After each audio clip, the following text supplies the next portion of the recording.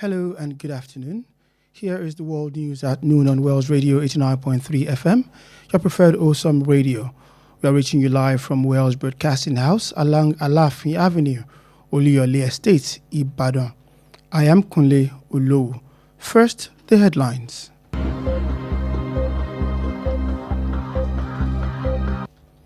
Federal government strengthens surveillance, activates airport screening on Ebola. JAMB releases 279 previously withheld UTME results. And Makinde signs executive order regulating vigilante security groups. And Lebanon rescues research rebels after attacks in Traye province.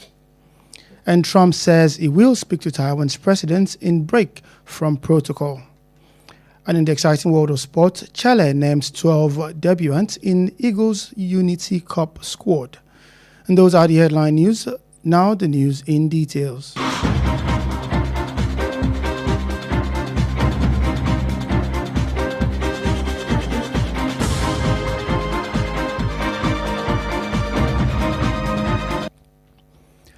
In the news this afternoon, the federal government yesterday assured Nigerians that there is currently no confirmed case of Ebola virus disease in the country, saying measures have been activated to strengthen national preparedness and response system. The Federal Airport Authorities of Nigeria also assured travelers and stakeholders that strict preventive measures have been activated across international airports following renewed concerns over the Ebola virus outbreak. The Coordinating Minister of Health and Social Welfare, Professor Ali Pate, said the Federal Ministry of Health and Social Welfare, through the Nigerian Center for Disease Control and Prevention, Port Health Service, and other relevant agencies, was closely monitoring the situation in collaboration with the World Health Organization and regional health authorities.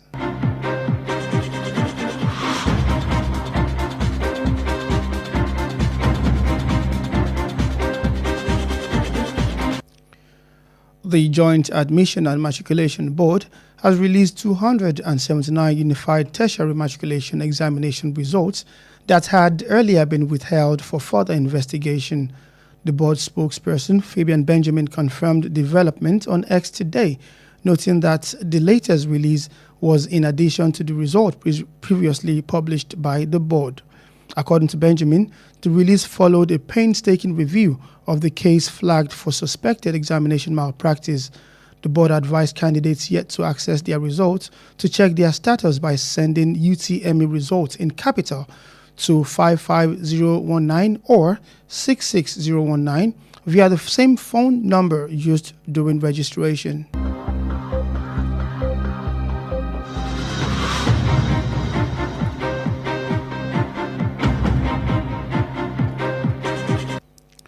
The Oyo State Governor, Seyi Makinde, signed into law the Executive Order 001 of 2026 on the regulation of association, groups and organizations offering security and allied services in the state. He said the move was necessary to ensure that all groups and associations involved in security-related activities, such as vigilante and other community-based security groups, operated within a clear legal and operational framework that supports peace, order, and the rule of law in the state. At the signing ceremony yesterday in Ibadan, the state capital, Makinde stressed that the executive order became necessary in view of the growing security challenges confronting communities and the increasing numbers of groups engaging in security-related activities without proper coordination. Makinde also used the occasion to address the recent abduction of students and teachers in Orire local government area of the state, assuring residents that the government, in collaboration with security agencies and relevant stakeholders, are working to ensure the safe return of the victims.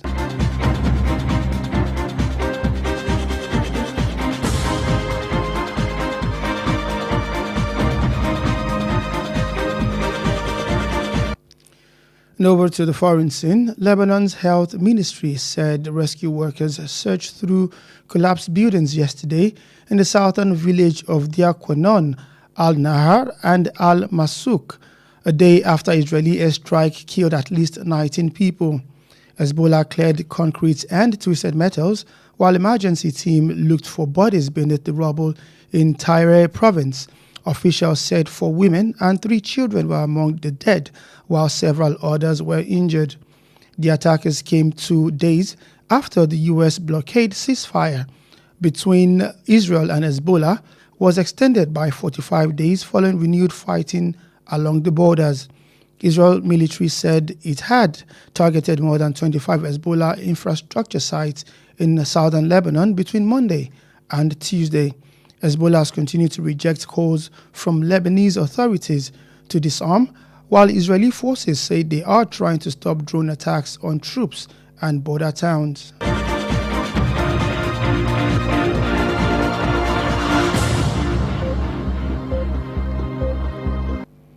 U.S. President Donald Trump says he will talk to Taiwanese leader Lia Ching-te about a possible arms sales in what would be a sharp departure from diplomatic tradition yesterday. U.S. and Taiwan leaders have not spoken directly since 1979, when Washington served formal ties with Taiwanese and recognized Beijing as the government. Beijing claims Taiwan is its territory and has not ruled out taking it by force. Lia, who took office in 2024, is behind one of the strongest pushes in the years strengthening two islands' defense. The U.S. has long supported Taiwan and is bound by law to provide it with a means of self-defense, but has had to balance the maintenance and diplomatic relationship with China.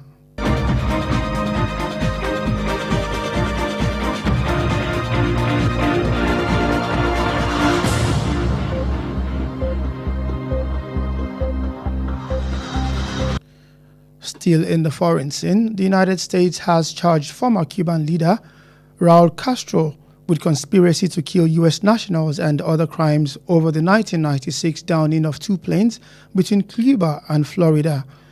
The cause unveiled yesterday causes Castro and 5 others in the shooting down of the aircraft belonging to Cuban-American group Brothers to the Rescue and killing 4 people, including 3 Americans. Castro, who is now 94, was then head of the country's armed forces and faced international condemnation over the crash. As the U.S. seeks to exert increasing pressure on the Cubans' communist rule, President Miguel Diaz-Canel called the charges a political maneuver devoid of any legal foundation.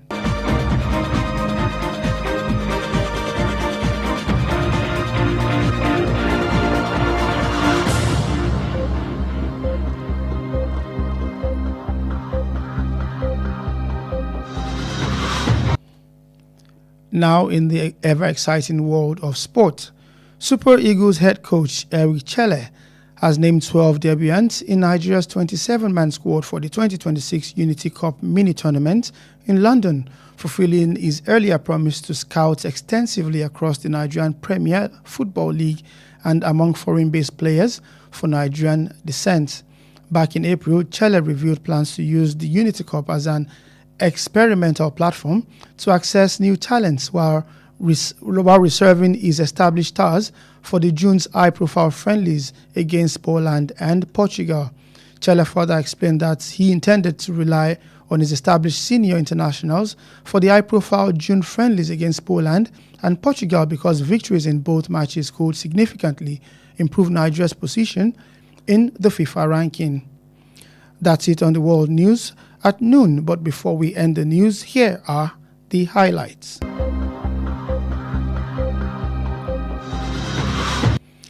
The federal government yesterday assured Nigerians that there is no current confirmed case of Ebola virus disease in the country, saying measures have been activated to strengthen national preparedness and response system.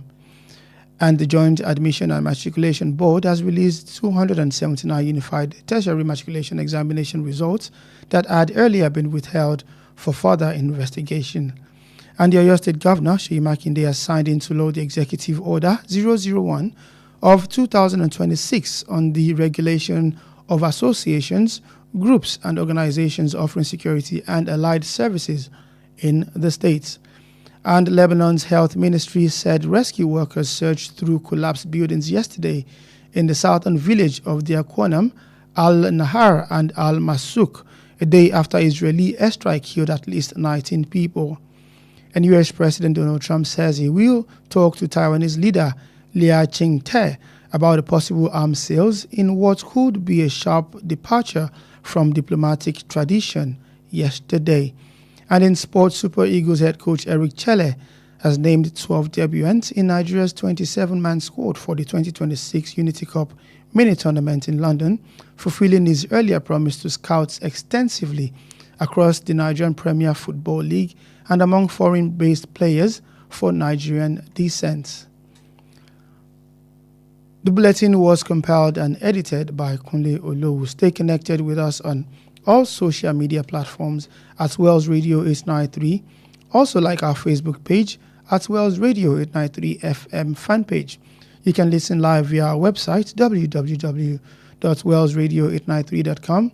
Also call or WhatsApp Wells Radio Newsroom on 091 6893 2000 for any eyewitness accounts. Stay tuned for IROYIN AGBAYE with Oyeolorun Adegoke. I am Kunle Olowu. God bless you.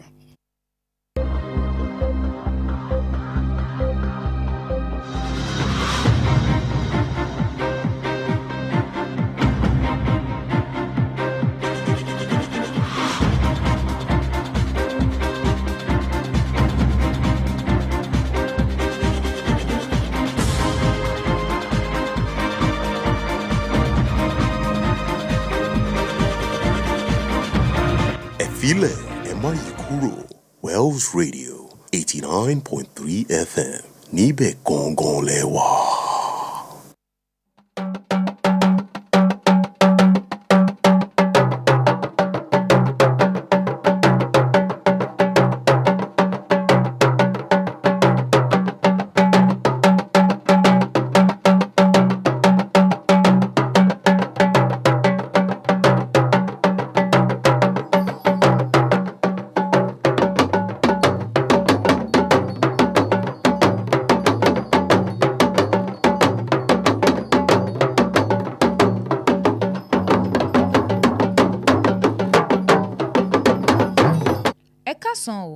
Àkójọpọ̀ ìròyìn àgbáyé ló ń dé ṣe ti gbọ̀nyìn láti ìkànnì kànga àgbọ̀nmágbẹ̀ Wells Radio 89.3 FM ti àkàlẹ̀ sí òpópónà Aláàfin Avenue Olúyọ̀lé Estate Ìbàdàn.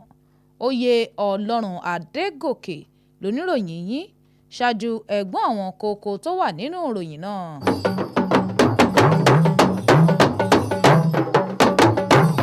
Ìjọba àpapọ̀ ṣàfikún okun ìṣọ́de tó ń ti ìfilọ́lẹ̀ àyẹ̀wò láwọn pápákọ̀ òfurufú látàrí ìbújáde àrùn Ebola. Àjọ tó ń rí sí ètò ìdánwò àṣewọlé ẹ̀kọ́ gíga JAMB náà ti gbé èsì ìdánwò tó jẹ́ 490 kan jáde, èsì ìdánwò UTME eléyìí tí wọ́n ṣe ìdìmú ẹ̀ tẹ́lẹ̀. Mákindé ti buwọ́lu ìwé àṣẹ fún àkóso àwọn ikọ̀ aláàbò. Àwọn oníṣẹ́ ìdóòlà ìlú Lebanon ni wọ́n ti ń wá inú àti abẹ́ àwókù ilé lẹ́yìn ìṣẹ̀lẹ̀ ìkọlù kan tó wáyé lágbègbè Try. Trump sọ̀rọ̀ lórí pé òun yóò bá ààrẹ ìlú Taiwan sọ̀rọ̀ lórí bí wọn ó ṣe ṣe yàtọ̀ sí ìlànà eléyìí tí ó wà nílẹ̀. Nínú ìròyìn eré ìdárayá lágbàáyé, Shaw dárúkọ àwọn agbábọ́ọ̀lù tuntun 12 fún ife ẹ̀yẹ Unity tí àwọn igun agbábọ́ọ̀lù àgbà ọ̀jẹ̀ lọ́kùnrin tó jẹ́ ti ikọ̀ Super Eagles. Ní báyìí ìròyìn náà rèé lẹ́kùnrẹ́rẹ́.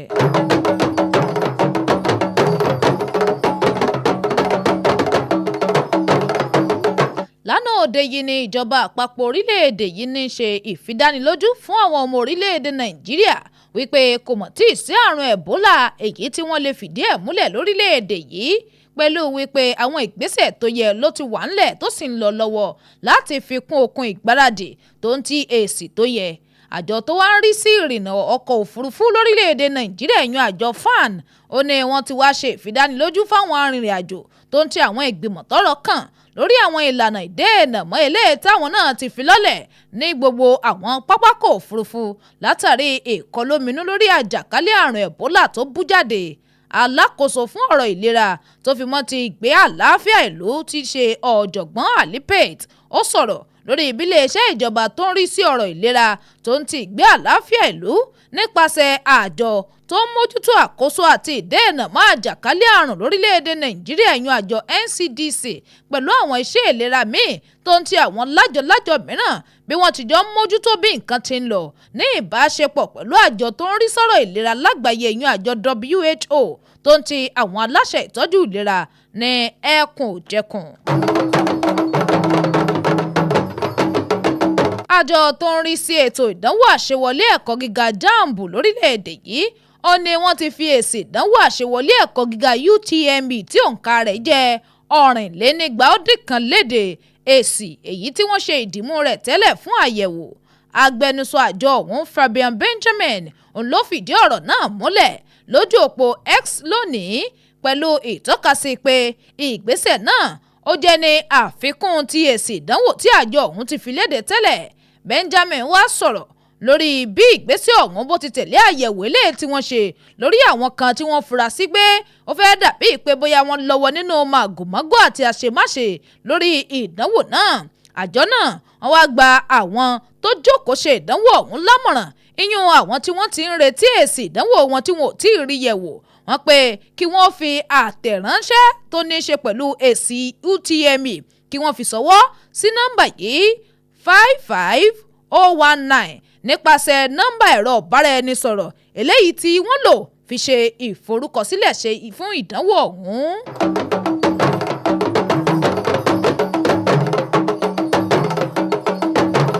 Gómìnà ìpínlẹ̀ Ọ̀yọ́ Ṣèyí Mákindé ló ti buwọ́lu ìwé òfin aláṣẹ kan ti àkọ́kọ́ rú ẹ̀ fún ọdún 2026 lórí àkóso àwọn ẹgbẹ́ ikọ̀ àti lájọ-lájọ èyí tí bá ń pèsè ààbò nípìnlẹ̀ yìí. Ó sọ̀rọ̀ lórí bí ìgbésẹ̀ náà bó ṣe ṣe kókó láti rí àrídájú pé gbogbo àwọn ẹgbẹ́ ọ̀hún lájọ-lájọ tàbí ní ikọ̀ tí wọ́n bá lọ́wọ́ nínú iṣẹ́ aláàbò bíi fìjìláńtẹ́ àti iṣẹ́ ààbò mìíràn láti ṣiṣẹ́ náà lábẹ́ àlàkalẹ̀ òfin fún àtìlẹ́yìn àlàáfíà àṣẹ tòǹtì òfin ìpínlẹ̀ yìí lákòókò tó ń ṣe ìbuwọ́lù ọ̀hún níbi ayẹyẹ kan tó wáyé nílùú Ìbàdàn lánàá òde yìí. Níbẹ̀ ni Mákindé ti sọ̀rọ̀ lórí bí àṣẹ náà ṣe ṣe pàtàkì pẹ̀lú àwọn ìṣòro tó ń dojúkọ ètò ààbò tó fi mọ́ ọ̀rọ̀ lórí ìṣẹ̀lẹ̀ ìjínigbé tó wáyé láìpẹ́ yìí èyí tó ṣẹlẹ̀ sáwọn akẹ́kọ̀ọ́ àti olùkọ́ ní agbègbè ìjọba àbílẹ̀ Oríire. Ó wá ń fi dáwọn ará ìlú lójú pé ìjọba ti ń ṣiṣẹ́ pọ̀ pẹ̀lú àwọn àjọ aláàbò tó ń ti àwọn èèkàn tó ṣe kókó láti rí àrídájú pé wọ́n gba àwọn ènìyàn náà padà wálé láyọ̀ àti ní àlàáfíà. Iléeṣẹ́ ìjọba tó ń rí sí ọ̀rọ̀ ìlera nílùú Lebanon náà ti fọ̀rọ̀ léde lórí báwọn oníṣẹ́ ìdóòlà bí wọ́n ṣe ń wá gbogbo ibi tí ilé ti yalulẹ̀ lánàá òde yìí ní apá gúúsù abúlé òde Canal Anal àti Al-Mashaq lẹ́yìn ọjọ́ tí ìkọlù inú afẹ́fẹ́ Israeli tó gbẹ̀mí lẹ́nu àwọn ènìyàn 19. Ọkọ̀ ńlá eléyìí tí wọ́n fi ń walẹ̀ ó ní wọ́n fi ń kó àwọn ohun tó ti wó sílẹ̀ tí wọ́n fi ń palẹ̀ rẹ̀ mọ́ láti wá òkòtò ara àwọn ènìyàn ní agbègbè Try pẹ̀lú àwọn aláṣẹ tó pé àwọn obìnrin 4 tó fi mọ́ àwọn ọmọdé 3 wọ́n wà lára àwọn tí ó gbẹ̀mímì ọ̀hún nígbà tí ọ̀pọ̀lọpọ̀ ènìyàn sì farapa. Ìkọlù ọ̀hún ló wáyé lẹ́yìn ọjọ́ méjì tí àdéhùn ìdáwọ́ ogun dúró orílẹ̀-èdè Amẹ́ríkà láàrin Israeli àti Hezbollah èyí tí wọ́n fi kún ọjọ́ rẹ̀ pẹ̀lú ọjọ́ 50 lẹ́yìn àtúnṣe ìkọlù lọ́nà ẹnu lóró. Àwọn ọmọ ológun Israeli ń fojú sun ohun amáyédẹrùn Hezbollah tó ju 25 lọ lápá gúúsù Lebanon láàrin ọjọ́ Ajé àti ọjọ́ Ìṣẹ́gun. Hezbollah náà ń tẹ̀ ọwọ́ iwájú láti máa kọ gbogbo ìpè àwọn aláṣẹ ìlú Lebanese láti kó gbogbo ohun ìjagun wọn dà sílẹ̀ nígbàtí àwọn ọmọ ogun Israeli pé àwọn ń gbìyànjú láti dá àwọn ìkọlù bàálù díròònù dúró ní ẹnu lóró ìlú àwọn àti sí àwọn ọmọ ológun àwọn.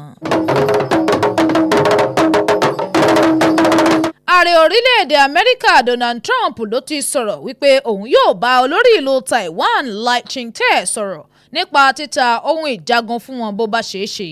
Ọ̀rọ̀ ọ̀hún ló wáyé lánàá òde yìí.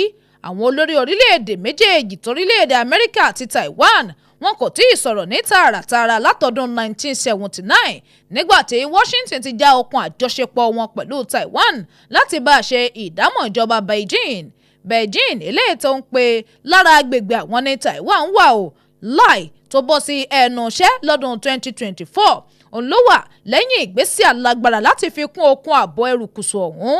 Orílẹ̀-èdè Amẹ́ríkà wọ́n ṣe ìrànwọ́ àtìlẹ́yìn fún Taiwan láti ìgbà pípẹ́ wá tó ń ti òfin tó dè wọ́n láti pèsè ohun ìdáàbòbò ara ẹni fún wọn, ṣùgbọ́n wọ́n nílò láti jẹ́ kó wà ní déédéé pẹ̀lú àjọṣepọ̀ tó wà láàrin wọn àti China.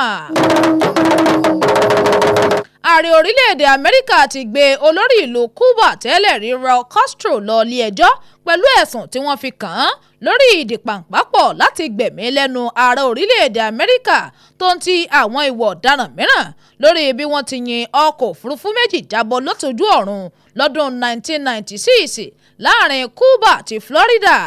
Ẹjọ́ náà tí wọ́n ṣíṣọ lójú rẹ̀ lánàá òde yìí ó ní wọ́n fi ń fẹ̀sùn kan Castro tó ń ti àwọn márùn-ún mìíràn nínú ìṣẹ̀lẹ̀ tó ní í ṣe pẹ̀lú bí wọ́n ti yìnbọn fi já ọkọ̀ òfurufú àwọn ẹgbẹ́ Cuban sí Amẹ́ríkà tó ń ti ẹ̀mí ènìyàn 4 èyí tó bá ṣẹlẹ̀ náà lọ tí 3 nínú wọn sì jẹ́ àwọn ọmọ orílẹ̀-èdè Amẹ́ríkà. Castro tó ti di ẹni ọdún 94 ló jẹ́ olórí ológun ìlú náà lákòókò ìṣẹ̀lẹ̀ ọ̀hún tó sì ti ń kojú ìbò ẹnu àtẹ́lù oríṣiríṣi lórí ìṣẹ̀lẹ̀ náà. Bí orílẹ̀-èdè Amẹ́ríkà ṣe ń fikún ìfúngunmọ́ lórí ìwà adarí ìlú Cuba tí í ṣe ààrẹ Miguel Diaz-Canel. Nínú ìròyìn eré ìdárayá lágbàáyé, olórí akọ́nimọ̀ọ́gbá ikọ̀ ẹgbẹ́ agbábọ́ọ̀lù àgbà ọ̀jẹ̀ lọ́kùnrin ti Super Eagles ó ní ó ti forúkọ àwọn agbábọ́ọ̀lù tuntun 12 léde nínú ikọ̀ ẹlẹ́ni 27 àwọn ọkùnrin Nàìjíríà tí wọ́n díje fún ife ẹ̀yẹ ìṣọ̀kan ti Unity tọdún 2026 nílùú London, èyí tó fi ń ṣe ìmúṣẹ ìlérí rẹ̀ ti tẹ́lẹ̀ láti ṣa àwọn agbábọ́ọ̀lù tó bá ní ẹ̀bùn nínú ìdíje líìgì orílẹ̀-èdè Nàìjíríà tó ń ti àwọn agbábọ́ọ̀lù tó bá jẹ́ ọmọ bíbí orílẹ̀-èdè tó fi ilẹ̀ òkèrè ṣe bùgbé. Nínú oṣù kẹrin tó lọ, Chelsea ṣàfihàn ètò rẹ̀ láti lo ìdíje ife ẹ̀yẹ Unity bí ojú òpó èyí tí ó fi mọ́ ṣa àwọn ikọ̀ tuntun tó ní ẹ̀bùn pẹ̀lú bí yóò ṣe jẹ́ kí àwọn ìràwọ̀ tó wà nílẹ̀ sinmi ná fún ìdíje ọlọ́rẹ̀ẹ́sọ̀rẹ́ ẹnu oṣù kẹfà kojú ikọ̀ Poland àti Portugal, pẹ̀lú àlàyé rẹ̀ lórí bí àṣeyọrí ìfẹsẹ̀wọnsẹ̀ méjèèjì bó ṣe pàtàkì tó láti ṣe ìmúdára epo Nàìjíríà nínú òdiwọ̀n àjọ FIFA. Èyí lópin àkójọpọ̀ ìròyìn àgbáyé fún tọ̀sán tòní, ṣùgbọ́n kí n tó máa lọ, ẹ̀gbọ́n àwọn kókó tó wà nínú ìròyìn náà lẹ́ẹ̀kan sí i. Ìjọba àpapọ̀ orílẹ̀-èdè yìí lánàá òde yìí náà ń fi ọ̀rọ̀ dáwọn ọmọ orílẹ̀-èdè Nàìjíríà lójú wípé kò tí ì sí àrùn Ẹ̀bólà lórílẹ̀-èdè yìí o, pẹ̀lú ọ̀rọ̀ lórí ipá àwọn ìlànà tó yẹ ti wà ńlẹ̀ tó ń ti ìgbáradì láti fi kún okun èsì rẹ̀. Àjọ tó ń rí sí ètò ìdánwò àṣewọlé ẹ̀kọ́ gíga JAMB ó ní wọ́n ti fi èsì ìdánwò UTME tí ó jẹ́ 490 léde, èsì tí wọ́n ṣe ìdìmú rẹ̀ tẹ́lẹ̀ nítorí àyẹ̀wò. Gómìnà ìpínlẹ̀ Ọ̀yọ́ Ṣèyí Mákindé òun ló ti buwọ́lu ìwé òfin aláṣẹ tọdún 2026 lórí ẹgbẹ́ àwọn aláàbò nípínlẹ̀ yìí. Iléeṣẹ́ ìjọba tó ń rí sí ọ̀rọ̀ ìlera ìlú Lebanon ọ̀nà ti sọ̀rọ̀ lórí pé àwọn oníṣẹ́ ìdóòlà wọ́n ti ń wá gbogbo àwókù ilé èyí tó wà ní apá gúúsù abúlé Deir Kanal Al-Nar àti Al-Mashaq lánàá òde yìí lẹ́yìn ìkọlùnú afẹ́fẹ́ Israel èyí tó gbẹ̀mí lẹ́nu ènìyàn 19. Ààrẹ orílẹ̀-èdè Amẹ́ríkà sọ̀rọ̀ lórí pé òun yóò bá olórí ìlú Taiwan Lai Ching-te sọ̀rọ̀ lórí bó bá ṣeé ṣe láti máa ta ohun ìjagun fún wọn. Nínú ìròyìn eré ìdárayá lágbàáyé, olórí akọ́nimọ̀ọ́gbá ikọ̀ ẹgbẹ́ agbábọ́ọ̀lù àgbà ọ̀jẹ̀ lọ́kùnrin ti kọ Super Eagles Eric Chau òun ló ti forúkọ àwọn agbábọ́ọ̀lù 12 tuntun léde nínú ikọ̀ ẹlẹ́ni 27 fún ìdíje ife ẹ̀yẹ ìṣọ̀kan Unity tọdún 2026 nílùú London, èyí tó ṣàmì ìmúṣẹ àdéhùn rẹ̀ láti ṣàwárí àwọn tó ní ẹ̀bùn nínú ìdíje líìgì Nàìjíríà tó ń ti àwọn ọmọ orílẹ̀-èdè Nàìjíríà tó wà lókè òkun.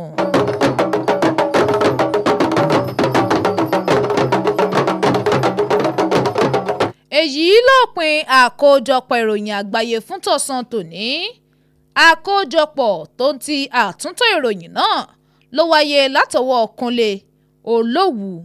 Ẹ darapọ̀ mọ́ wa lójú òpó ayélujára wa gbogbo Wells Radio 893 lójú òpó ìkànnì ìbánidọ́rẹ̀ẹ́ Facebook wa Wells Radio 893 FM fanpage lórí ìtàkùn àgbáyé www.wellsradio893.com fún àwọn ìròyìn tó bá ṣojú yín tẹ́ ẹ fẹ́ ká nímọ̀ nípa rẹ̀ ẹ kàn sí kúlù ìkóròyìnjọpọ̀ wa lórí nọ́mbà yìí 091 68 93 2000. Oyeolorun Adegoke lóníròyìn yín ẹ ṣeun tẹ́ ẹ̀ ń gbọ́ wa o Ọlọ́run yóò bùkún fún yín ẹ kú kalẹ̀.